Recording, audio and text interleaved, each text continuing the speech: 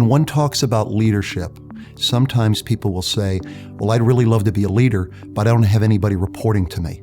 One of the key things about leadership is that leadership really has nothing to do with organizational charts and titles. Leadership has everything to do with the ability to influence people, and the only way you can influence people is you have to be able to relate to people. And if you're going to relate to people, the only way that's going to happen is through trust. The more trust that you can develop, the more you'll be able to relate to people, influence people, and lead people. And as I always remind folks, the people that are the leaders literally exhibit leadership long before they have anybody reporting to them.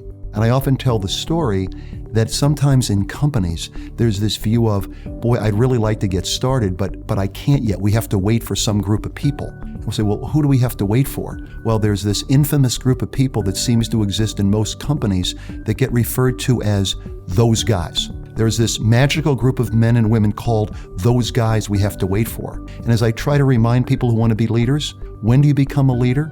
You become a leader as soon as you realize, I am one of those guys. I'm one of the men or women who's going to make a difference.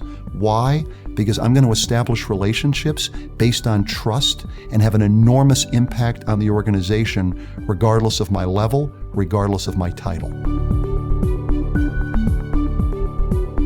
From my perspective, if you're the CEO of an organization, whether it's 10 people or 50,000 people, you are one of the people, and I stress one of the people, responsible for building trust with customers, partners, suppliers.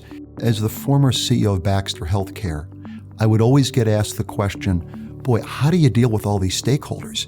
You have your team members, you have customers, you have suppliers, you have society, you have shareholders. Boy, there's got to be a whole lot of conflicts between these. My perspective is if you're a value-based leader and you're focused on building trust, you actually realize these are not in conflict.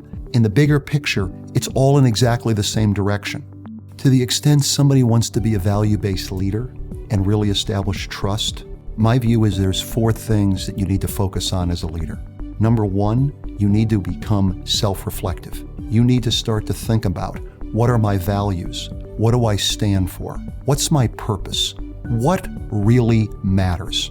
Number 2, I have to focus on developing a balanced perspective. And when I say a balanced perspective, many people have very, very strong opinions. The problem is they have virtually no understanding of other perspectives. But the value-based leader takes the time to understand all sides of the story. They establish trust because they demonstrate they really care about what each person has to say. Number 3, a value-based leader focuses on what I refer to as true self-confidence. They know what they know, they admit what they don't know, they're a learning person, and the 4th and final key part of being a value-based leader is genuine humility. In genuine humility, you realize every single person matters. And if you want to establish trust in an organization, you don't take the view, well, I'm a director level now, well, these people are below me. No, nobody's below you. You as a leader are the person who's below because you realize every single person matters. That isn't just a nice thing to say, you actually believe it. And to the extent you can make progress on becoming a little more self-reflective, establish more balance, have true self-confidence and genuine humility, your ability to build relationships and trust in the organization will truly put you on the path to becoming a value-based leader.